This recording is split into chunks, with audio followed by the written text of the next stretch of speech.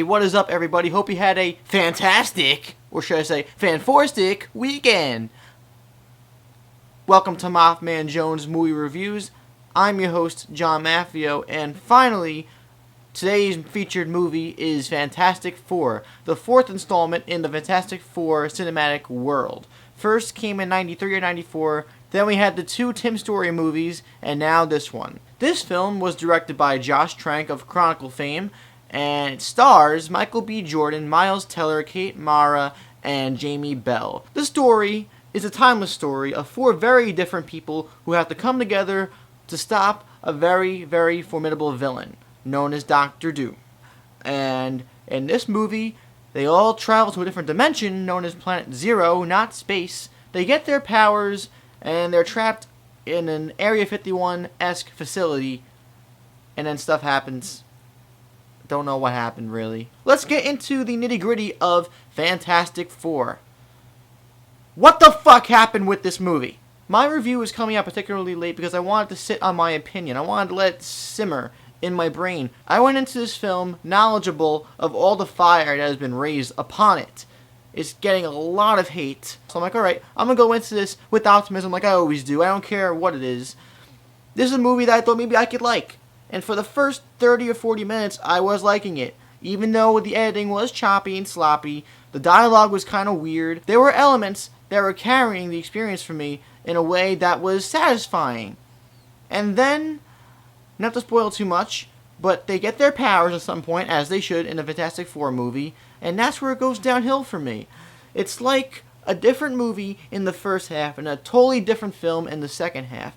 And you could tell, not to get into the whole politics of Hollywood, that Joshua Trank made a movie, and his vision, for the most part, was envisioned in the first half, and then Fox as a studio came in and destroyed his vision in the second half. The kid actors in this movie, who play younger versions of the Fantastic Four, were not the best actors, but I was really enjoying the Spielbergian feel of what was going on. And then it got into a very horrific, scary, terrifying tone, and then after that it just gets really sloppy and the movie gets really ridiculously insane. It just loses all sense of logic that this movie had for itself, the logic within the world of Fantastic Four, and then the movie ends.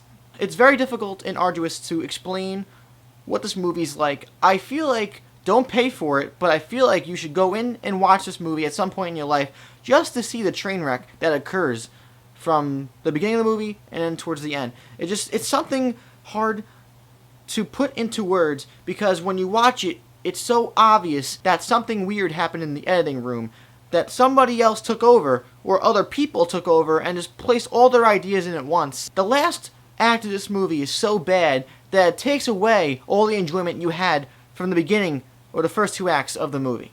That's how bad it is.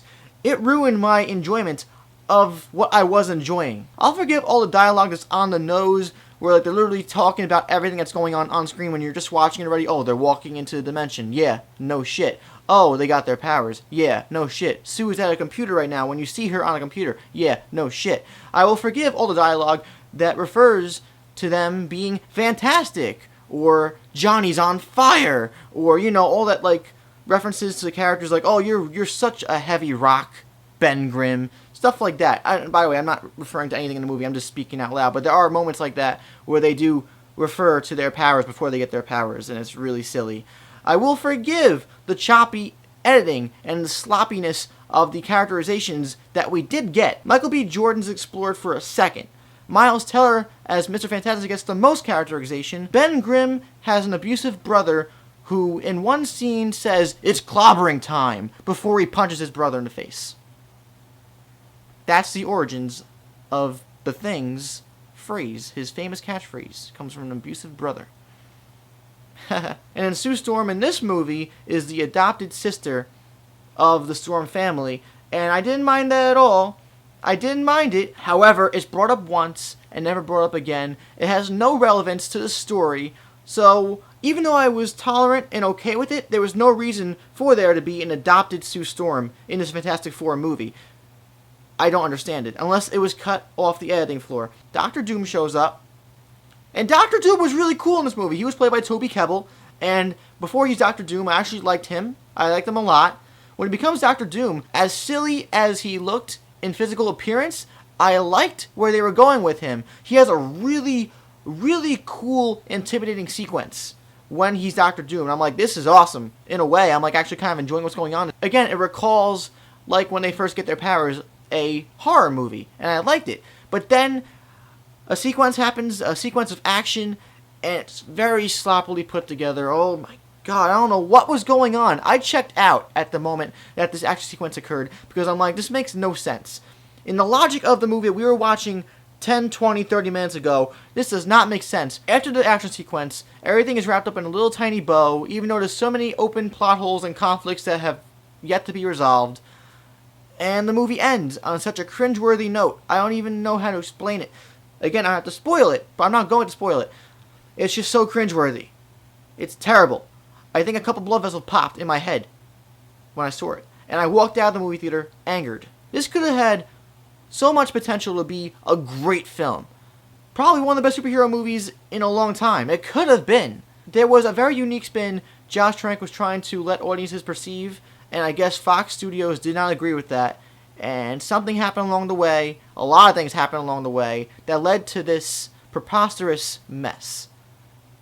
And it sucks. I'm sure a lot of people are to blame for what happened with this movie, but it became a literal train wreck. It became a train wreck. It's hard to watch a movie that, even though it's not doing the best for itself, has something going for it, and it loses potential. All of its potential within the span of 20, 30 minutes. It's like watching a car crash. It really is. It's like looking at a Ferrari and being like, wow, man, I want that Ferrari. It's a really cool Ferrari. I would buy that Ferrari. And then watching that Ferrari crash into a pole, burn up in flames, and explode. It's the last Ferrari on Earth. And explodes. Oh, well, that kind of sucks. It's like dating a girl for a few months that you really like. And you could see yourself going somewhere with this girl, and then suddenly she cheats on you with some asshole. It's like buying a video game that you play for the first couple of days, and you're like, this is really fun. And then suddenly your Xbox gives out on you. It's like living in a house for a month and loving it and getting a foreclosure. It's just such a disappointment. And it sucks because we have no solid Fantastic Four movies out there in the world when there should be. There's such great characterizations. There's such great characters, such great stories. Such a great fucking comic. And they can't get it right. It's not fun. It's not funny. When they try to be funny, it's like forced. The movie's a giant mess. It starts off okay, and you can see where it's going, and you actually enjoy what you're seeing, and then it just becomes a giant freaking fire of a mess. And I hate that it becomes that, because it could have been so much more. But, you know, things happen. Maybe somewhere down the road we'll get a Batman Begins of Fantastic Four. One day. One day. But not right now, apparently. Fantastic Four is just a property that cannot be utilized properly. And I'm going to give Fantastic Four a 1 out of 5. It's an abomination. But one day, we will look to the stars and look for that perfect movie that will eventually come out with a great director, a good studio, and a good crew, and a good cast. This movie, by the way, had such a fantastic cast. No pun intended. Son of a bitch! Son of a bitch! Son of a bitch! But now I want to know from you guys. If you paid $14 or $15 or more to see Fantastic Four this weekend, or you'd ever do, please don't. Please don't. What did you think of it? Did you enjoy it? Did you hate it too? Are you in the middle?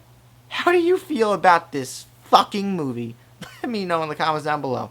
If you enjoyed this video, please like it. Please subscribe to this channel. And also check out my Facebook and Twitter in the info box. I'm John Maffio, a.k.a. MaffmanJones. And I'm going to go cry into a blanket. I'll see you guys next time.